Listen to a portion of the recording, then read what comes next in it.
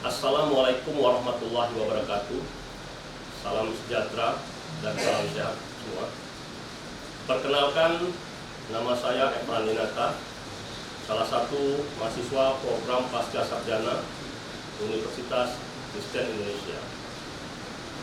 Video ini saya buat secara singkat dan sederhana dengan keterbatasan penyaji dalam kepentingan pemenuhan tugas mata kuliah Hukum Perbankan dan Lembaga Keuangan dengan dosen pengampu Ibu Dr. Dianaria Winanti Napitupulu, SH, MH, MKN, MSc. Adapun judul pembahasan yang kami angkat tentang faktoring atau kita sebut anjak piutang. Pengertian dari anjak piutang dalam bahasa Inggris yaitu faktoring adalah suatu transaksi keuangan sewaktu-waktu perusahaan menjual piutangnya, misalnya tagihan, dengan memberikan suatu diskon. Usaha anjak piutang dilakukan dengan melakukan suatu kegiatan pengurusan piutang atau tagihan jangka pendek yang timbul dari transaksi perdagangan, baik transaksi yang terjadi di dalam atau luar negeri. Dasar hukum anjak piutang di Indonesia, lembaga anjak piutang secara resmi dimulai dan dikembangkan dengan dikeluarkannya Kepres nomor 61 tahun 1988 tentang lembaga pembiayaan yang ditindaklanjuti oleh Keputusan Menteri Keuangan nomor 1251 garing KMK titik 013 garing 1988, yaitu tentang ketentuan dan tata cara pelaksanaan lembaga pembiayaan.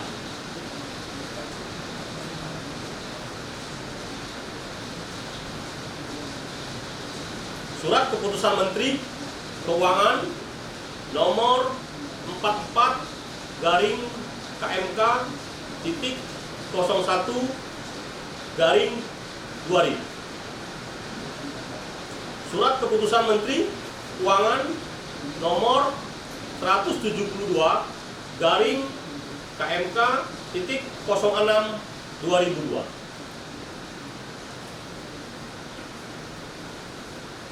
Pihak-pihak anjak piutang pada umumnya, transaksi anjak piutang setidak-tidaknya melibatkan 3 pihak utama, antara lain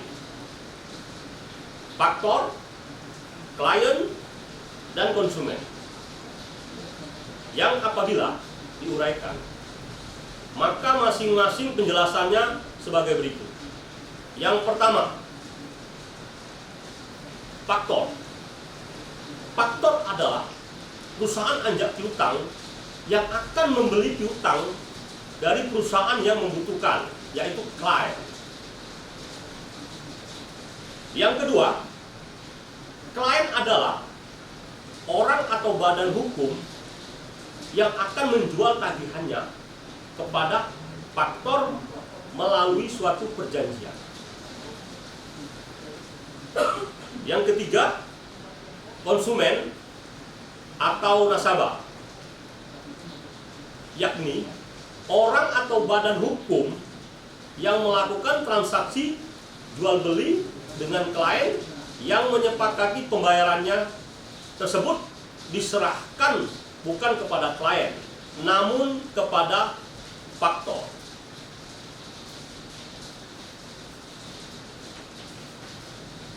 Piutang perdagangan menurut Munir Wadi yang sering digunakan sebagai objek anjak piutang yakni yang pertama, piutang atau tagihan berdasarkan invoice suatu perusahaan yang belum jatuh tempo. Yang kedua, piutang yang timbul dari surat berharga yang belum jatuh tempo. Yang ketiga, piutang yang timbul dari proses pengiriman barang sebagai pengganti letter of credit. Yang keempat, piutang atau tagihan tertentu yang belum jatuh tempo seperti kredit card, travel, bill, anjak piutang atau factoring memberikan sumbangsi yang cukup positif dalam pembangunan dunia usaha, yakni A. Menurunkan biaya produksi perusahaan, B. Memberikan fasilitas pembiayaan dalam bentuk pembayaran di muka atau advance payment sehingga akan meningkatkan kredit standing perusahaan klien. Yang C. Meningkatkan kemampuan bersaing perusahaan klien karena klien dapat mengadakan transaksi dagang secara bebas atas dasar open account, baik perdagangan dalam maupun luar negeri. D.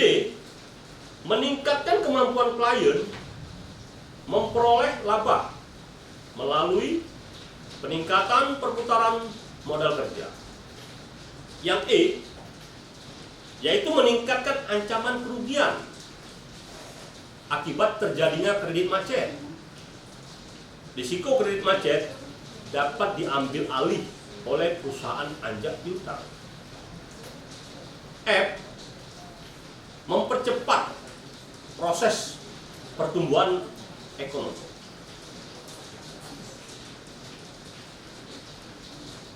Kegiatan anjak piutang dilakukan dengan cara pengambil alihan atau pembelian piutang. Ada 3 perbedaan antara anjak piutang dan pinjaman bank. Yang pertama, penekanan anjak piutang adalah pada nilai piutang, bukan kelayakan kredit perusahaan. Yang kedua, anjak piutang bukanlah suatu pinjaman, melainkan pembelian suatu aset piutang. Yang ketiga, terakhir, pinjaman bank melibatkan 2 pihak, sedangkan anjak piutang melibatkan 3 pihak. 3 pihak terlibat dalam anjak piutang adalah penjual, debitur, dan pihak yang membiayai, yaitu faktor. Penjual adalah pihak yang memiliki piutang, biasanya untuk layanan yang diberikan atau barang yang dijual dari pihak kedua. Debitur, penjualan selanjutnya menjual 1 atau lebih tagihannya dengan potongan atau diskon ke pihak ketiga.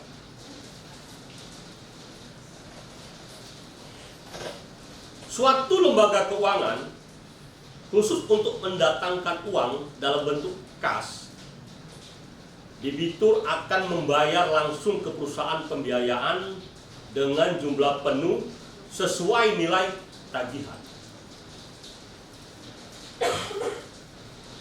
Adapun manfaat anjak piutang adalah yang pertama, menurunkan biaya produksi.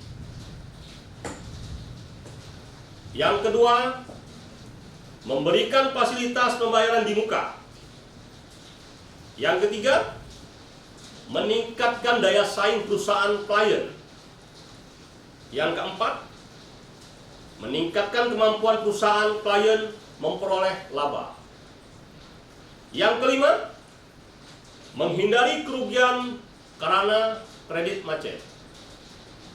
Yang keenam, mempercepat proses ekonomi.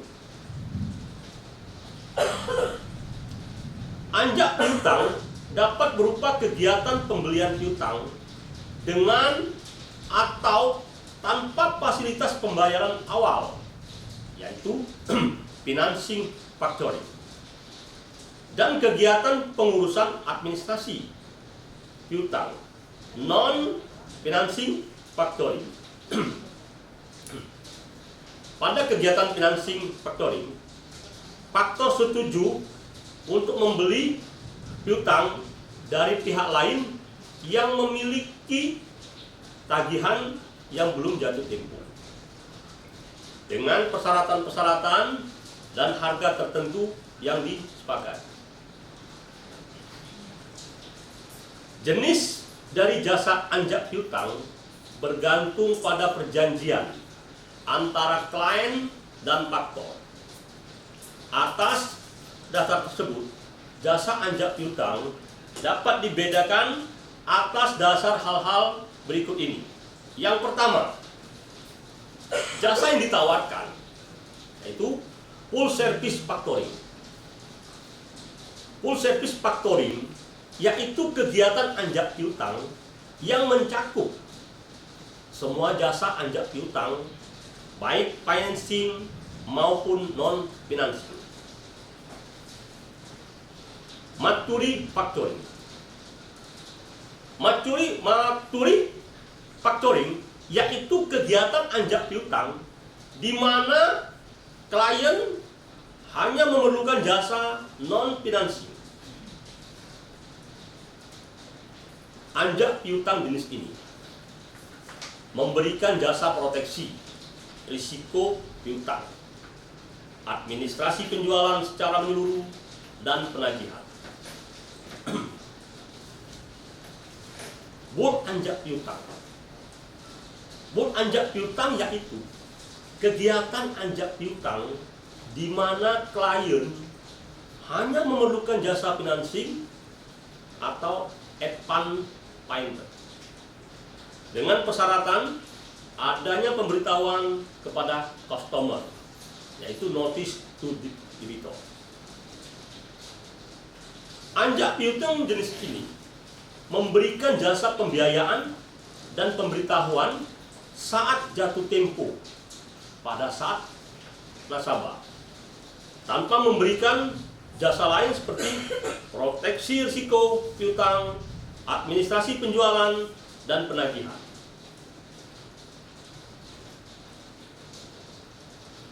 Agensi factoring.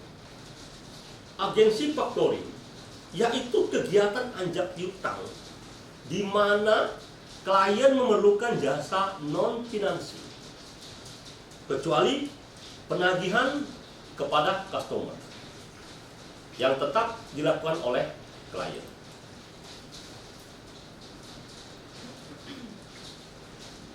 With resource factoring.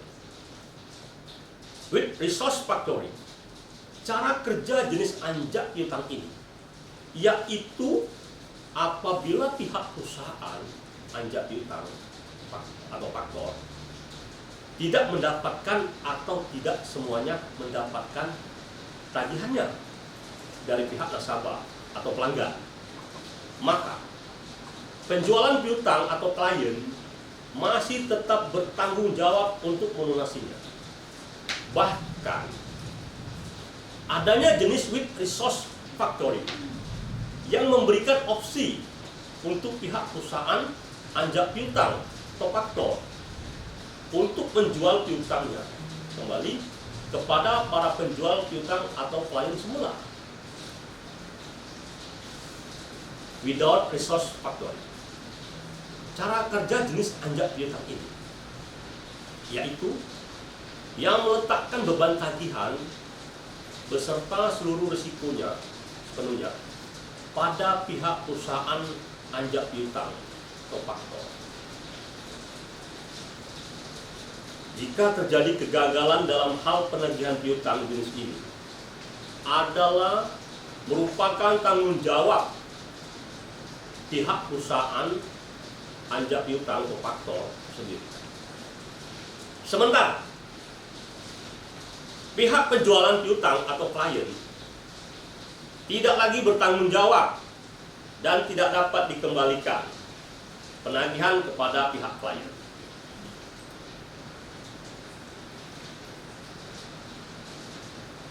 Domestic factoring, yaitu cara kerja pengalihan piutang melalui anjak piutang yang semua pihak berada dalam satu negara. International factoring. International factoring yaitu cara kerja anjak piutang dalam hal pihak nasabahnya berada di luar negeri. Untuk international factoring, ini sering disebut juga dengan istilah export factoring.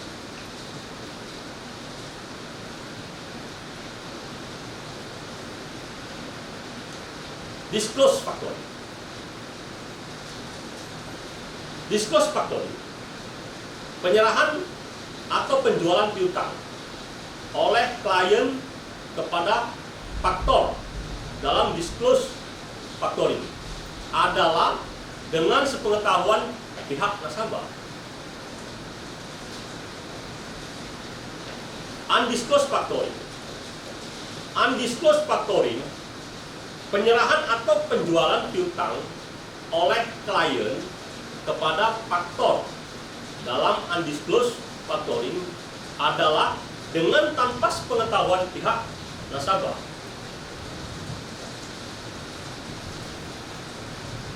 Dilihat dari segi servis atau jasa yang diberikan, maka anjak piutang dapat dibagi ke dalam financial factoring, yaitu dalam hal perusahaan anjak piutang memberikan jasa atau bantuan finansial. Jasa finansial ini diberikan lewat advance payment oleh perusahaan anjak piutang atau faktor kepada penjual piutang atau klien sebelum jatuh tempo atau sebelumnya ditagihnya piutang. Dalam keadaan yang demikian, perusahaan anjak piutang atau faktor dapat memberikan bantuan berupa pembayaran sampai 80% atau bahkan sampai dengan 90% dari jumlah piutang dagang. Segera setelah diadanya kontrak factoring dan penyerahan bukti-bukti penjualan. Non-financial factoring. Dalam hal yang demikian, perusahaan anjak piutang atau faktor memberikan jasa non-finansial sehingga perusahaan anjak piutang atau faktor melayani kepentingan kredit manajemen penjualan piutang atau klien.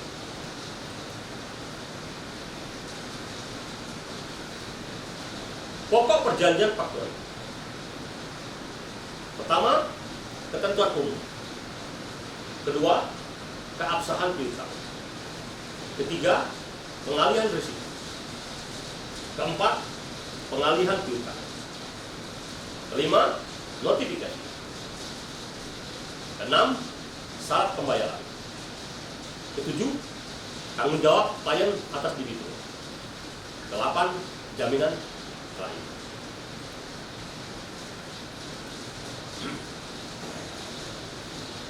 Mekanisme anjak piutang internasional itu Indonesia sebagai importir mengirimkan barang ke Jepang sebagai importir. Selanjutnya pihak Indonesia sebagai eksportir mengirimkan faktur dan dokumen pengapalan ke ekspor faktor atau anjak piutang. Selanjutnya, ekspor faktor atau kita sebut anjak piutang membayar sebesar 80% dari nilai ekspor. Serta lembaga ekspor atau anjak piutang mengirimkan faktur dan dokumen ke import faktor atau anjak piutang. Selanjutnya faktur dan dokumen pengapalan diteruskan ke importir. Maka Jepang sebagai importir akan melakukan pembayaran melalui import faktor atau anjak piutang sebesar 100%. Selanjutnya, import faktor atau anjak piutang akan meneruskan pembayaran sebesar 100% tersebut kepada ekspor faktor atau anjak piutang. Dan ekspor faktor atau anjak piutang akan melakukan kekurangan pembayaran sebesar 20% kepada eksportir, yaitu Indonesia. Adapun manfaat anjak piutang internasional, pertama yaitu eksportir. Ekspor dengan open account tanpa perlu LC atau disebut dengan letter of credit. Penagihan di luar negeri yang lebih baik. Yang kedua, importir dapat menggunakan fasilitas kredit lebih bebas, penghematan biaya karena tidak menggunakan LC atau letter of credit.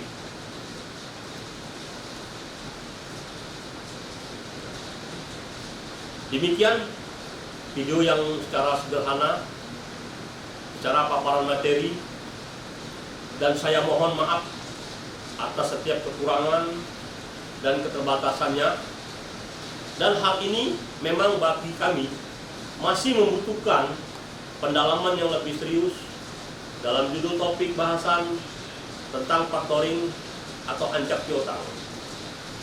Dan ini pun saya buat untuk memenuhi tugas mata kuliah hukum perbankan dan lembaga keuangan yang kedepannya kami sangat membutuhkan masukan serta bimbingan secara khusus dari dosen pengampu yang kami hormati, yaitu Ibu Dr. Diana Ria Winanti Napitukulu, SH, MH, MKN, MSc, sebagai bekal atau proses pembelajaran kami akan lebih baik.